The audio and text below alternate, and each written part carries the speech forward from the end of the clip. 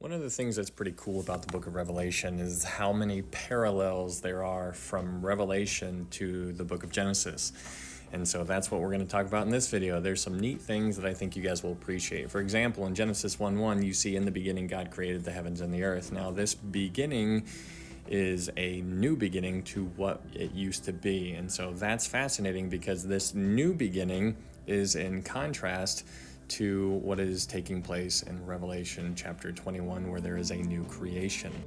Revelation chapter 21 verse 1, in contrast to the new beginning, there is a new heavens and new earth. So new beginning compared to a new creation.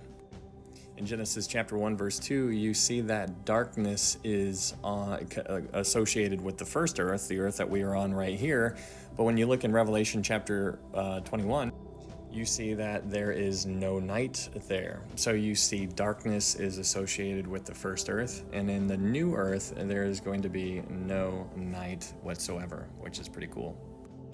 In Genesis chapter 1, verse 16, you see that God made two great lights, the sun and the moon, and the sun and the moon, is directly associated with the first earth.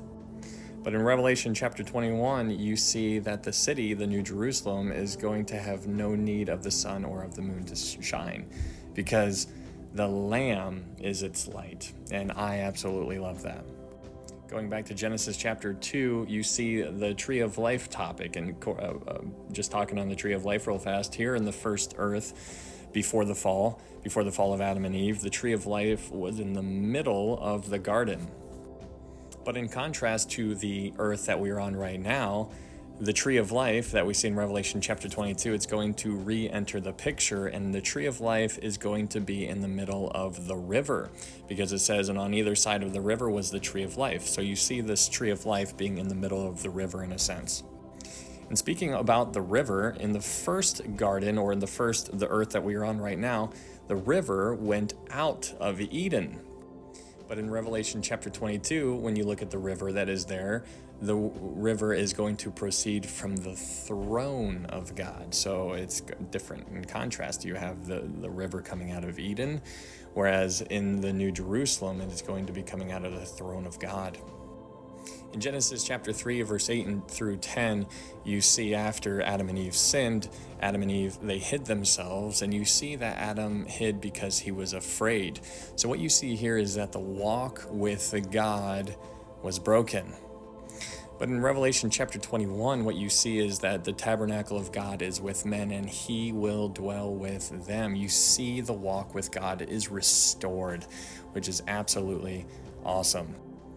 In Genesis chapter 3, verse 15, you see that the two different seeds that are introduced to the story, and you see her seed and the seed of the serpent. And so when you see her seed, the seed of the woman, that is a picture of a redemption that is being promised, and that is all the way back in the book of Genesis. So redemption is promised all the way back in Genesis 3, the seed of the woman. And when you look in Revelation chapter 5, you see John is in the throne room, and you see the redemption is actually accomplished. And so redemption is promised in Genesis 3, and in Revelation chapter 5, you see that it's accomplished, because here in the throne room, John is looking, and he sees that the line of the tribe of Judah has prevailed, because John was looking for somebody who is worthy to take the scroll. And then you see that the person that has prevailed was a lamb, and he stood there as though it had been slain. And we understand down here that worthy is the lamb, because right after Jesus takes the scroll, you have the 24 elders falling down, and they begin to worship Jesus. And so in Genesis 3, you have the seed of the woman, and then in Revelation chapter 5, you have the redemption that has been accomplished, and he's holding the scroll. It's just super neat. In Genesis chapter 3, continuing on, you see that a curse is on the earth because of the sin. But in Revelation chapter 22, verse 3, it says, and there shall be no more curse. Man, I am looking forward to that. In Genesis chapter 6, verse 5, moving on, you see that every intent of the thoughts of his heart was only evil continually. So you see continual evil brought into the picture all the way in the book of Genesis.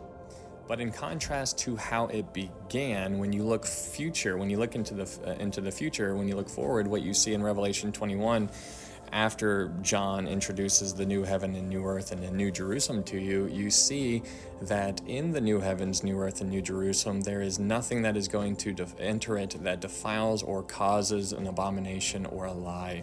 And so evil is going to cease. In Genesis chapter 3, you see Adam, or God talking to Adam. He says, "For out of the ground you were taken, for dust you are, and dust you shall return." So this is speaking of death, all the way back in Genesis chapter 3. But the beautiful thing about what we have to look forward to is that in Revelation chapter 21, we see it says, "And God will wipe away every tear from their eyes. There shall be no more death, nor sorrow, nor crying. There shall be no more pain, for the former things have passed away." This is what we have to look forward to, and that is yet future, obviously, but this is our hope. This is our hope.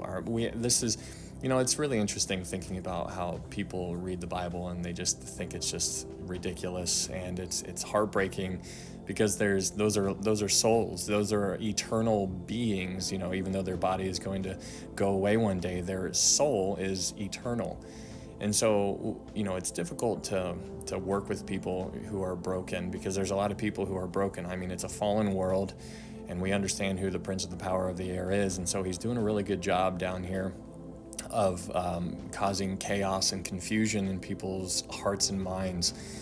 But when you start diving into the Word, we've talked about this before, what you and I are going through right now it's not a physical thing. Like, it's not about how strong you are. It's not about a power encounter.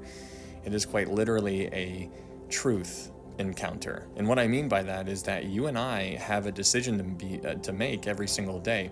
And the options that are on the table is to believe A or to believe B, the lie or the truth. And so we are trying to do the best that we can, and we're trying to accept truth. But I want you to imagine choosing a lie, and if you choose a lie and you accept the lie as truth, then that person's life is going to reflect that. Their actions are going to be based off of the lie that they have accepted. And so we are all working around somebody or operating next to somebody who has accepted the lie. In their mind, the lie is truth. But then when a born-again believer comes around and they have the truth, Jesus says in John 17, "Sanctify them by your truth. Your word is truth." And so when we understand that we need to know the truth, because if you have the truth, then when you hold the truth up and you compare it to everything else in the world, then you're just seeing lies just all over the place. And so this is why it's vital. It is an obligation of the believer to dive in and to study to show themselves approved. Because when you know what you know, then you can defend yourself, and we need to always be ready to provide a defense for the hope that is within us. But there's a lot of born-again believers who don't know how to defend themselves.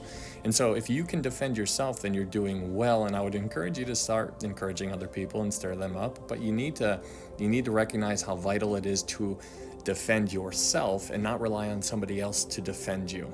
And so this goes hand in hand with the full armor of God. We need to put that on because we are literally in spiritual warfare right now. And so hopefully this video helps. This is just a comparison of Genesis and Revelation real quick, but I think it's pretty neat to see the parallels, because we're going to be diving into the book of Genesis because we just finished the book of Revelation. And so I think it's kind of cool to go from the end to the beginning, because when we go from the end to the beginning, we're going to see how the whole thing is just tied together. And I never want you to lose sight of how awesome this Bible is. These 66 books who are written by 40 different authors who didn't know each other from all walks of life, and how the Bible is just beautifully woven together. It is absolutely unbelievable.